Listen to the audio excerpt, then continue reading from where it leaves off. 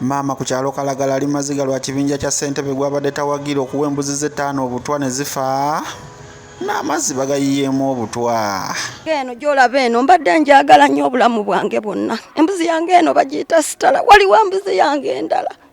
Embuzi yange eyo n'abaana baakuno bali bagituuma Bire. Embuzi yange y'embuzi eyasooka evuddemu embuzi zino zonna. Embuzi yange nakagula nga kakyali kato kayonka emitwalo 10. Embuzi yange nebeera nga yeerumanga omuntu. Embuzi yange ng'eyimirira ne yeetooloola olunaku lulamba nga terya tekola kinaye nga njigabirira bugabirizi. Nenjijjanjaba neewona yebadde ezaala embuzi eno. Ebadde yakanzaalira embuzi 2. Eno gy'olaba ebadde eggwako oli abaana 2. Naye essaawa eno ndi mu bbanga sikyalina kintu kyonna lwa bululu. Lwaki batutuusa mweno embeera? Bantu bannaffe kubanga omuntu eyankoze kino sisobola gamba nti yafudde kisoga oba yavudde mukono oba yavudde kyetume. Omuntu ono alina okuba nga waakuno ku Kalagala. Embuzi yange nebadde eyitibwa Sitala. Embuzi eno gy'olaba nasulanga nayo mu nnyumba. Ebisolo byange bino mbadde mbitwala ng'abaana nga be bantu bange kuba binzikiririzaamu. Naye omuntu eyankoze kino ddala ddala Mukama agenda musasula ki? Eno embuzi yange ebadde eyitibwa Sitala. Ebadde n'olubuto lw'abaana 2 era yavuddemu abaana 2. Naye yasaanyeewo ne maama waayo naye n'asaanawo n'omwana waayo omulala naye n'asaanawo n'embuzi endala 2 z'embuzi 5 ng'ate sibaze mawako kuba wembala ne bali abaana buli mbuzi ebaddemu embuzi 2. Ddala ddala ekintu ekyo ddala ddala omuntu ng'oli muntu mulamu kyamanyi kuno ku Kalagala ffenna tuli balunzi. Naye simanyi nti eriyo omuntu ayinza okuvayo n'ampa obujulizi n'agamba nti oyo Saala yali asse ku kisolo kyange. Nze muntu bantu ba ku kyalo kyaffe era balonzi bannaffe be tubadde tuvuganya nabo. Kuba nze mbadde ku sayidi ya Nsubuga Robert Wandyaka era babadde bajja batugamba nga batwewerera nga batusuubiza tutuusaako obulabe. Naye nga womanya ebintu by'obululu tumanyi nti ebyo bibeerawo ne byogerwa naye nga tebituukirizibwa. Naye nze bandazeeko nti bye babadde boogera era babituukiriza. Ebisolo byange byonna ne babitta ne babisaanyaawo. Era nange kennyini wano wenjogerera ndi mu matigga ndi mu bweraliikirivu. Simanyi kigenda kuddako eri bulamu bwange na famire yange. Tuli bubi tusaba kuyambibwa. Taata wange simanyi kubanga ente yange kati kyensigaza. Naye era simanyi. Gy'olaba eyo sinaba na kugitwala ku ttale. Ndi mu kweraliikirira ngitwalewa. Ne bagiwa obutwa. Kubanga kye bandazeeko kiraga nti sigenda kusigaza kintu kyonna. Ate nange kennyini ne famire yange tuli mu kweraliikirira.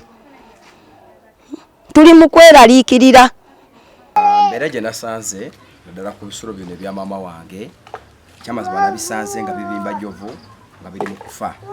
Naye ng'embeera eyo yonna esinze kujja oluvannyuma lwa kalulu.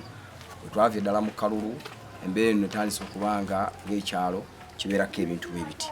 Kifo kitwetedde okuba nga tutya munda muffe era tusaza amagezi tutya tusobola okuba nga tufuna obuyambi ddala ku mbeera eno efaanaganako bweti. Twekubira omulanga eri gavumenti oba eri kikwatako okutuyamba kubanga kati ebintu bwe bitu bigenda mu maaso ku kyalo.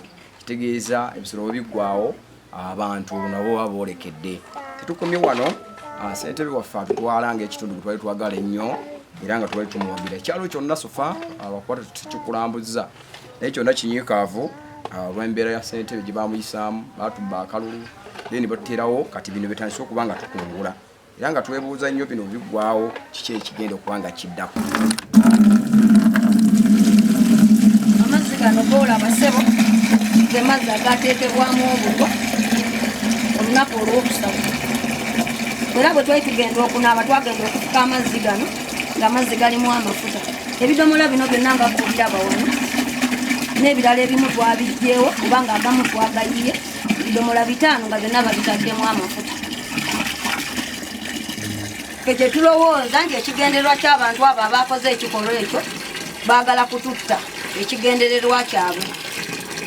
kubanga bazze batwewerera nga batugamba nti buli muntu yenna yawansuluga Robert Wandyaka akalulu agenda kajjuutuka ate nga bamubba tebamulonda akalulu batubba tetwabala twasimba ku layini amajenga bwe gatusindiikiriza bwe gatukuba bwe gakuba amasasi okumaliriza ng'omusajja bamulese kuliko omwami omu eyamuliko yo omusajja yali atugabira obupapula omusajja ng'amutwala amukunguza ng'amugamba yogera langirira era omusajja n'agamba nti mwami Katamba Christopher yawangudde ne tubagamba awangula atya nga tebabaze fo bulu tumanyi balina okubala naye tebabala omusajja wadda wali n'atandika okwogera bwogezi n'agamba Christopher yawangudde Katamba Robert si yawangudde naye nga tebatubaze era ne bamusitulirawo ne bamuteeka mu mmotoka ne batulekaawo nga tuli mu kwekalakaasa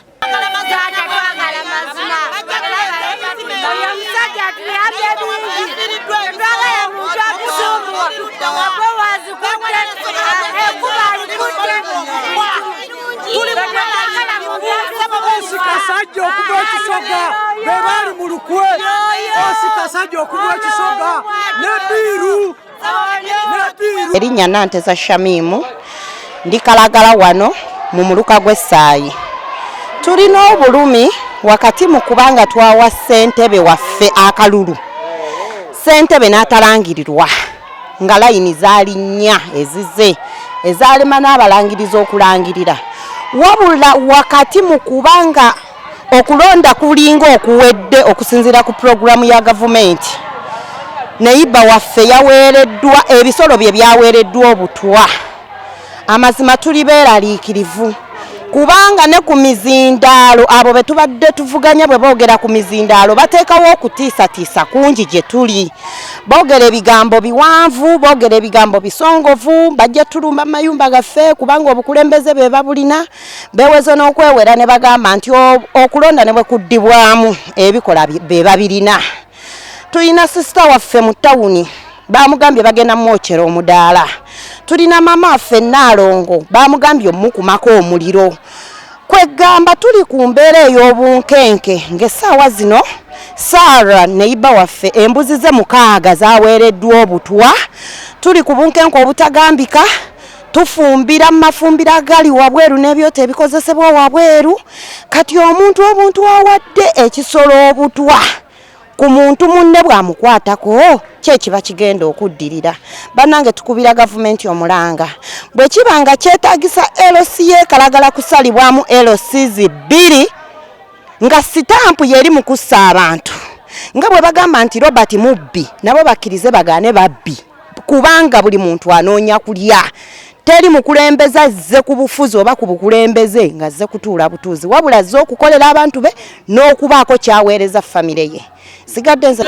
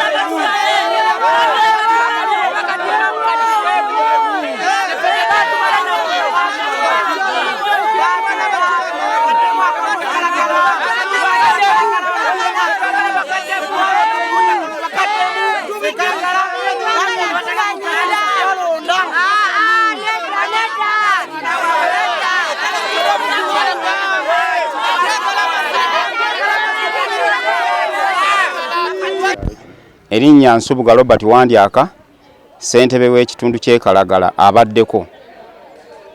Nyongera okutegeeza gavumenti nti ekitundu kyange kye mbadde nkulembera tekyafuna bwenkanya mu kulonda. Ebizibu bye bino wammanga. Twakola register ne baleeta ligisitero gye tutakola nga abalonzi tebaliimu abasukka mu 205 nga ne mukyala wange mwali wamu n'abaana bange. Ekintu kyo kyakusanya ekitundu ate nga beeyambisa amagye gaffe ag'eggwanga wamu ne poliisi ne bakuba amasasi wamu ne tiya gaasi. Abantu bangi bakosebwa mu kulonda kuno ekitaali kirungi.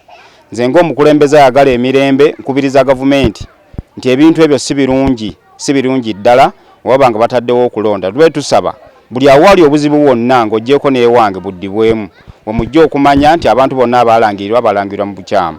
We tuli wano essaawa zino ekalagala banteekako abalonzi 20 nti nze be nalina naye nga n'okulonda tekwaliwo. Baagaba kuponi ne bakuba tiya gaasi ne balangirira oyo nga tetuliiwo ffenna nga tumaze okuddukawo. Ate tekikomye ku ekyo abawagizi bange batiisibwa mulimu omukyala gwe battidde embuzi 5 ngere munalaba amawulire bateeka amafuta mu mazzi gakozesa beewera okusanga abantu okubatema. Mbadde nsaba bekikwatako bonna naddala osi waffe Kasajja namukubire ne mutegeeza ku nsonga eyo tukomewo tusobole okugatta ebitundu byaffe. Ebitundu biri bubi, omuntu eyalangirirwa ng'alangiriddwa mu bubbi ate abawagizi ne batandika okukosa abo abaawangulwa. Kyannaku nnyo abantu bali mu biwundu naye ate batandise okubalumba. Nze omukulembeze w'ekalagala Nsubuga Robert saagala ntalo, njagala abantu bange basigaze n'emirembe mu mbeera yonna. Tusaba bekikwatako bonna batuyambe tulabe nga abantu bafuna obwenkanya. Twagala n'akalulu Ssebo Minisita Balamu akulu ebyokulonda mwami byabakama ensonga eno mugitwale nga nkulu kubanga ebitundu mugenda bitematema Uganda yonna. Kati we tuli wano abatuuze bange beetemyemu emirundi 2 ng'ate amazima ge mazima nze nsinga abantu abangi. Tetumanyi kinaddako nga abantu batandise okwetematemamu olw'obukulembeze obupya obw'amaanyi. Simanyi nkola ya gavumenti kati bweri ne tusaba obwenkanya bubeerewo ate abantu babe n'emirembe. Ekisinga obukulu kuba na mirembe mu bukulembeze bwa Jjajja Yoweri Museveni. Abantu bafune emirembe yaabwe nga gavumenti bwekola ki bwegamba. Bwe tutakola ekyo tugenda kufuna ebizibu bingi. Osi namukubidde essimu ne mutegeeza ensonga naye sinafuna kuddibwamu. Nsaba obuyambi ekitundu kibeeti nga tekiri ku bunkenke nga bwe kiri essaawa zino. Abantu bakyebaka, abantu babalangira. Nagezaako okunnyonnyola abantu bange nti ebintu ebyo tubiveemu. Ne bagamba nedda tulina okukola petition. Naye petition nazikola n'empandikira kuli ebyokulonda emukono n'empandika ne ku National wamwami w'Abakama. Naye tulinza okuddibwamu kwaffe tekunnaba kubaawo. N'ebigambo ebyo tusaba mirembe, tusaba n'obwenkanya. Gavumenti eveeyo ne minisita mubeeko mikola ku nsonga eno abantu bafute. Amanya nze Katamba Christopher Mutyaba nga nze ssentebe w'ekyalo kino Kalagala Sel Musai Ward Muntenjeru Kisoga Town Council. Ssentebe omulonde eyakamala okulondebwa ennaku z'omwezi nga 28 ogw'omusanvu 2026. Akalulu tekatambula bubi, kampeni twazitambuza bulungi, abantu baffe baali bakakkamu naddala kubanga abantu be twali tunoonyamu akalulu nga batumanyi nga bamanyi embeera zaffe n'enneeyisa zaffe. Ate naliko chairman emabega nga nkyali muvubuka okumala emyaka 10. Akalulu ne nkavaamu ne ngenda ne nfuuka kansala okumala ebisanja 3. Ate era batuuze ne baddemu ne bampita ne baga nti ekyalo tekitambula bulungi, komawo nga waliwo obumodde bwa kansala, komawo afuuke ssentebe waffe ow'ekyalo. Era natambulanga nabo nga tunoonya akalulu nju ku nju. Akalulu ne katuuka ekiseera akalulu ne tukawangulira ddala mu maanyi kubanga abatuuze balaga amaanyi gaabwe wadde mwalimu okubatiisatiisa. Ssentebe eyaliko ng'ateeza n'okugamba nja kuyiwa amagye biki timujja kulonda, naye twebaza poliisi nti yaleeta security. Abantu ne balonda mu bukakkamu wadde era yagezaako okwagala okuyiwa akalulu ako nga ategeeza abantu be ne beekalakaasa. N'oluvannyuma security yamala netereeza embeera ntusimba mu mugongo kubanga etteeka lyali ligamba teeka okuba nga oli mu register ate nga olina ne coupon. Era abantu baffe basimba bulungi layini ne batubala wadde ye yasooka okugaana okujja ku layini n'oluvannyuma mala najja. Olwo ne tukawangula mu maanyi bulungi, batuuze baffe nga bakakkamu era tugenda kugombolola tufuna empapula zonna ezeetaagisa akalulu nga tukawangudde bulungi. Ebintu byonna biwuddeko nga waliwo omukyala agamba nti embuzi baaziwa obutwa, naye okusinza ku mwero ge tulina embuzi zibaludde ezirudde nga ndwadde era nga bazijjanjaba. Kaakati aba yeekwasa bwekwasa nti embuzi baaziwa obutwa nti abakibinja kyange kyekyaziwa obutwa, si kituufu kubanga tuyinza kumega ate n'oluma. Tumaze okuwangula akalulu ate ekikutwala okutta embuzi zooli kiki era ne ku lunaku lw'okulonda abantu bange basinga okuba abakakkamu ne poliisi yeewuunya nga bamunange ekambe nti bebawoggana bebaleeta akavuyo naye nga abantu abange bonna batudde bali awo balinda bulinzi kugenda mu layini omukyala beyogera si bituufu ekyo nakiwulidde ng'akyogera ku muzindaalo nti babayira parafiini mu mazzi omanyi omuntu bw'omuwangula mu kalulu abadde omuwagizi yakolawo bingi ebirabika nti alabike nti sayidi ye baginyigiriza naye nga si kituufu ffe akalulu twakawangula mu bulungi era teri musawana gwonna ku kyalo teri kutema muntu ffe tuli ba ku kitundu tuli ba Luganda bumala okuwangula akalulu teri gwe batemye ate bati basobola batema nga tuli mu kunoonya kalulu teri gwe bagenda kutema abantu babere emirembe gyabwe bakole emirimu gyabwe akalulu kaggwa ebyobufuzi byawedde abantu baddeyo bakole emirimu gyabwe teri agenda kutema muntu ate oba nsobodde okutabaganya ab'essaayi abaali balwanaganye ssentebe gwe bagamba nti yakuba kansala nabayise ne mbatuuza wano ewange omusango ngugiye ku poliisi emukono ne mbayita ne mbatuuza era batabaganye kakati besobola okutabaganya abantu abavudde essaayi ate abange mu LC yange si kituufu